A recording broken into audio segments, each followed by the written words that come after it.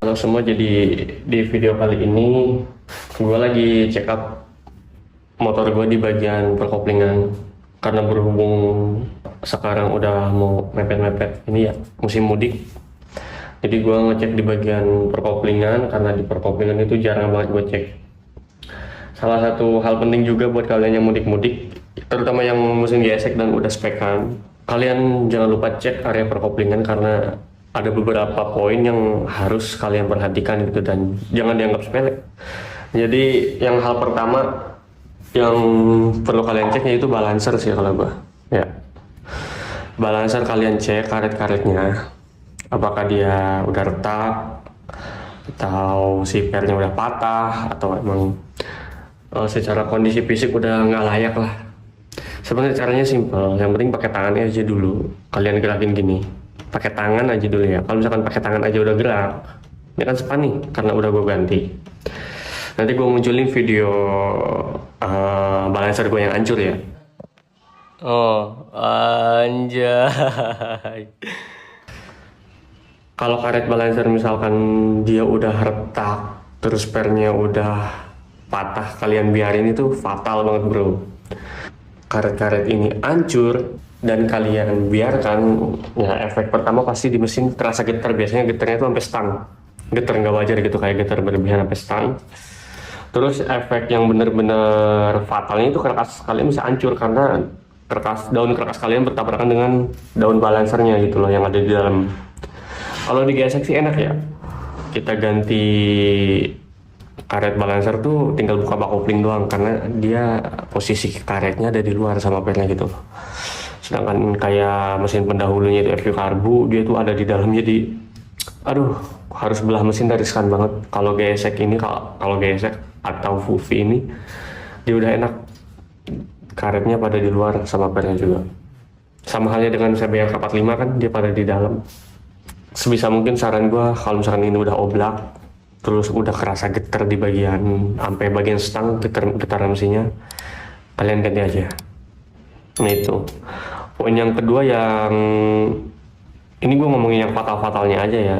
Ini nih seal oil pump, lihat nggak nih seal oil pump ya.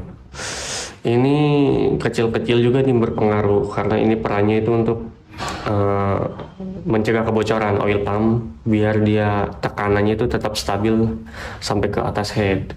Jadi kalau ini ngecek masih layak apa enggaknya ya tinggal kalian masukin ke pinduel ini, pinduel yang ada di oil pump. Kalau masih span masih oke berarti ya. Kalau misalkan dia longgar sebaiknya ganti. Itu lalu yang ketiga yang bener-bener paling fatal yang terjadi di mesin gua ini baru ketahuan, yaitu ini bro. Nih baru bisa gua ganti ya, ini sampai sobek. Ini tuh lokasinya di mana? Ini lokasinya ada di aduh, tutup kopling nih. Cuman ini udah gua lem ya, ada alasannya kenapa gua lem. Jadi gini gua ceritain. Jadi pas kemarin itu pas gua buka sekalian cek balancer tuh, gua ngelihat kok ada yang aneh ya di mesin gua, kayak ada yang aneh aja nggak biasanya. Oh ternyata ini tuh nggak ada. Nah ini tuh nggak ada di posisi ini. Loh kok nggak ada, kata gua, silnya kemana ya? Ini lock hancur kan, kayak nggak mungkin gitu loh. Dan ternyata apa coba, dia nempel di sini nih, aduh, nyangkut di sini, nempel di sini. Terus kondisinya aduh udah retak-retak, kelihatan nggak? Nah, retak kayak gini.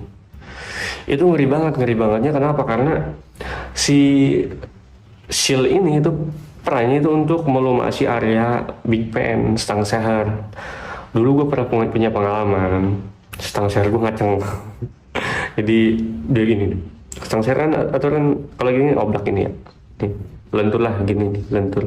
Itu stang seher ngaceng. Karena apa? Karena pelumasan di sini tuh kurang. Salah satunya penyebabnya karena ininya udah rusak, sobek, ataupun longgar. Ada yang longgar juga, yang enggak separah gua ini sampai kayak gini. Karena jadi pas dimasukin itu longgar nih ininya nih. Dia tuh diameternya udah melebar, yang diameter dalam ininya. Kalau punya gua sobek karena apa? Karena di sini kan ada drat nih. Ini drat nih.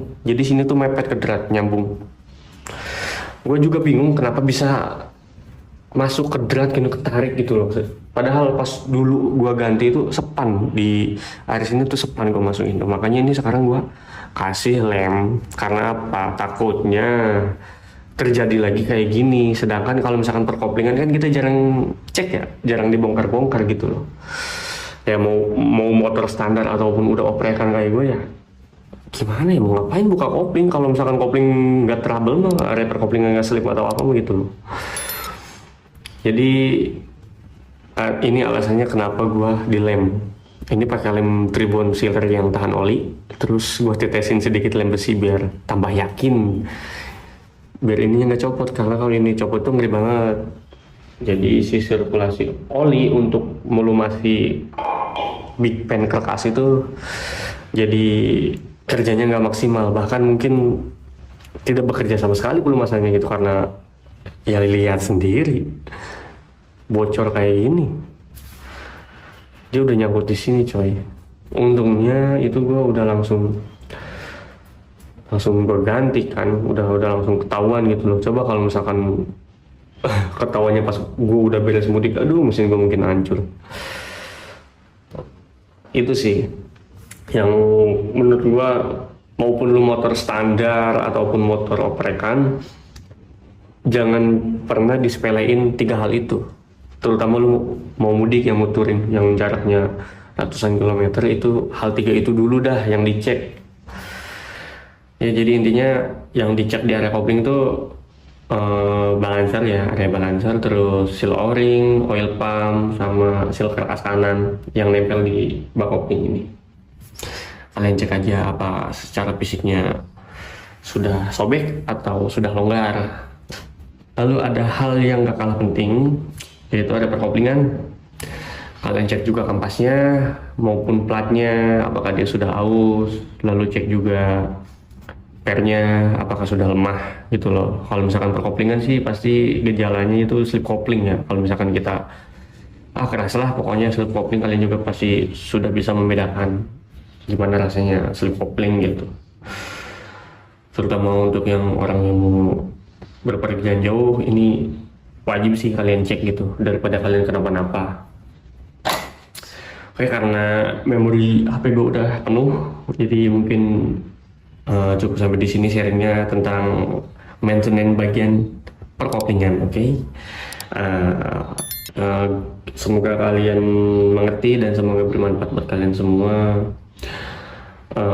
Gue pamit undur diri, see you next video, bye.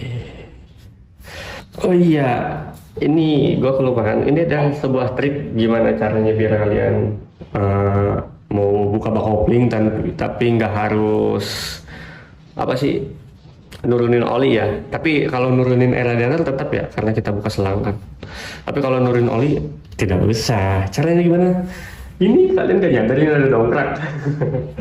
Jadi gue mundurin dulu kameranya. Jadi ya kalian harus punya dongkrak. Kalau nggak salah gue beli kisaran di bawah cepet dah dongkrak kayak gini nih. Tuh. Ya penampakannya kayak gitu. Noh. Sorry ya berantakan. Ini ban nggak ngangkat, tapi ban belakang sih yang ngangkat. Penampakannya kayak gitu ya, simpel kan? Kayak dongkrak aja.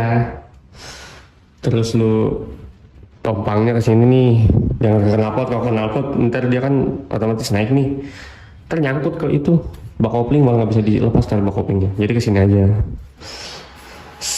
semiring mungkin, tapi jangan sampai motornya rubuh ya. Ya sekiranya olinya bisa ngadep ke sono, nggak usah ditidurin kan. Kalau rata-rata orang kan ditidurin. Ya emang kalau yang nggak punya dongkrak mending ditidurin. Tapi kalau lu punya dongkrak atau modal dikit dah, cepet lah misalkan, ya udah gini aja. Tuh, itu salah satu tips sekali. Misalkan olinya baru, terus kalian sayang buat nurunin olinya karena ya namanya oli baru, masa turunin lagi. Dan ini juga gue mau ngurusin ini nih, anjir, karat. Duh, ini sama mana nih, ini udah beli sih, tinggal semprot-semprot doang, langsung hilang sih, efektif sih pakai ini. Kayak mungkin itu aja. Dah.